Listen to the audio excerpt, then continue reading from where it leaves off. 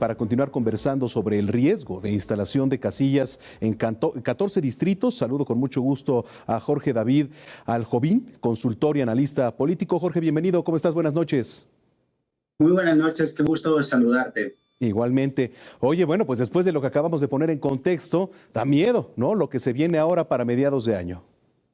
No solamente da miedo, sino lo que estamos viendo que la intervención del crimen organizado no es un tema de ficción, sino que es un tema de realidad. ¿Y qué ha pasado en los últimos días y con lo que nos hemos encontrado? Con una noticia escalofriante, que en 14 distritos de nuestro país, ubicado en 4 estados de la República, no se podrán instalar hasta este momento las más de 170,000 casillas que tendremos para el proceso electoral. Habrá que decir que estos estados también se refieren a 4 estados en especial. Tenemos el estado de Guerrero, el estado de Michoacán, el estado de Oaxaca y el estado de Chiapas. Y si tuviéramos que hacer una lectura política de lo que está ocurriendo en estos casos, habrá que decir que estos 4 estados están gobernados por Morena. En el caso de Chiapas, con Rutilio Escandón; en el caso de Oaxaca, con Salomón Jara; en el caso de Michoacán, con Alfredo Ramírez Bedoya; y en el caso, finalmente, de Guerrero, con Evelyn Salgado. Entonces estamos viendo que hay una conflictividad y que esto no solamente se traduce en la no instalación de las casillas el día de la jornada electoral, sino vemos etapas previas. Las etapas previas, ¿en qué afectan? Afectan en que los capacitadores no puedan llevar a cabo las labores justamente de la capacitación electoral, que tengan que llevar protocolos especiales y que sea tierra de nadie.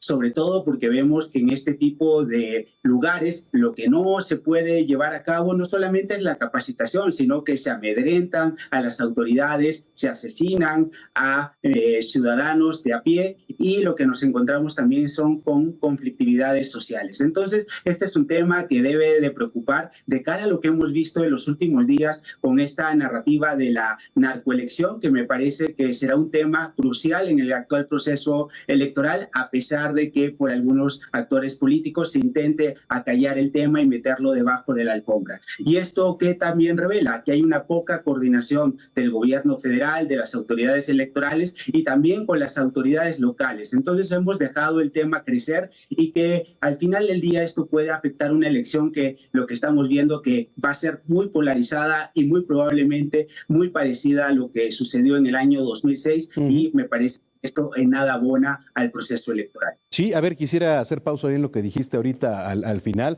porque si nos vamos a elecciones pasadas, mira, el tema del crimen organizado siempre ha estado inmiscuido en el tema de las elecciones.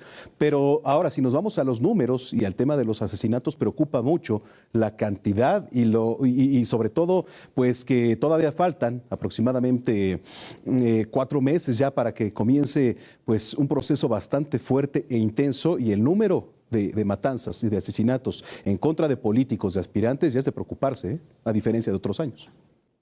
Es de preocupar porque, sobre todo, si tomamos cifras pasadas, tenemos procesos electorales como el de 2018 con 145 muertos, tenemos el del año 2021 con 88, y aquí estamos simplemente viendo las cifras crecer. Pero no solamente se trata de un tema cuantitativo, sino también un tema cualitativo, lo cual está afectando también el propio ambiente y la percepción que se tiene sobre el actual proceso electoral. Cuando vemos las consignas en redes sociales de distintos grupos, tanto de la oposición como del oficialismo, y esta pelea por las propias tendencias con hashtag que se han posicionado en redes sociales, lo cual nos revela que realmente hay un tema de una preocupación importante también de la intromisión del crimen organizado, no olvidando que hace algunos años también hubo la nulidad de ciertos distritos, de ciertas casillas, más bien en el estado de Michoacán, en la elección de gobernador. Y en el estado de Tamaulipas también sucedió lo mismo, pero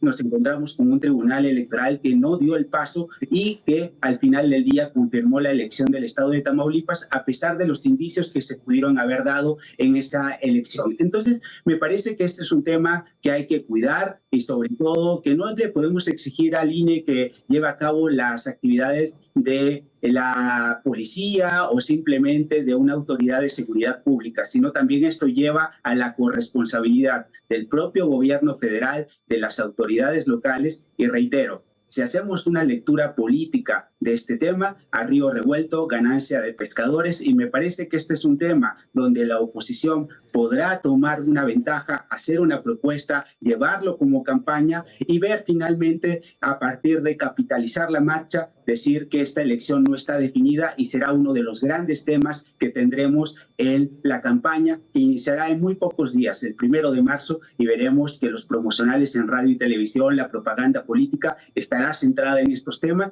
pero también habrá que decir que esto no solamente se puede quedar en el discurso, sino también debe llevar a cabo la acción de las autoridades federales, locales, que no solamente pueden escudarse en la politiquería y en el discurso, donde no actúen de manera efectiva. A ver, hablabas de algo muy importante, se viene ya el arranque de las campañas, estaban las famosas intercampañas, pero ahora con el arranque de las mismas, de las campañas políticas, tendría que intensificarse más pues el tema de la seguridad en muchos de los estados, obviamente donde va a haber elecciones, y sobre todo que reforzar, ¿no? ¿Por qué? Porque pues la intensidad va a ir subiendo poco a poco y mes con mes. La intensidad irá subiendo y lo que tenemos en juego es la integridad electoral.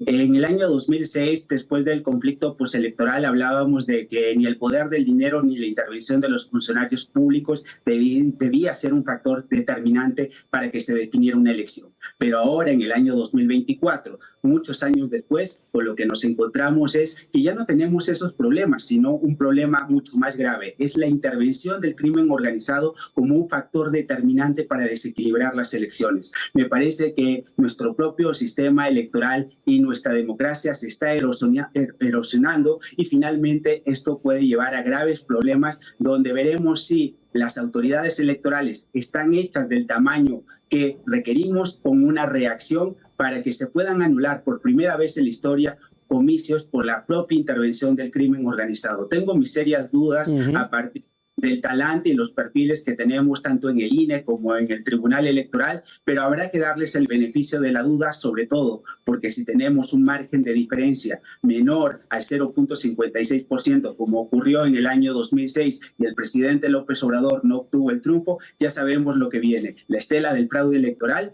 y veremos si realmente el Tribunal Electoral del Poder Judicial de la Federación y el INE están capacitados para el reto enorme que se tiene, sobre todo cuando hay una problemática real. Factores reales de poder en este país, que es el crimen organizado, y esto nos deja hoy la respuesta furibunda que ha hecho el presidente López Obrador, donde también entra en juego la elección de Estados Unidos, y me parece que todo eso generará una narrativa tanto de oposición como del oficialismo, y la veremos en el centro de la campaña el próximo 1 de marzo, concluyendo el 29 de mayo. Entonces, veremos cómo esto ocurrirá y que luego se capitalizará en las urnas el 2 de junio de este año.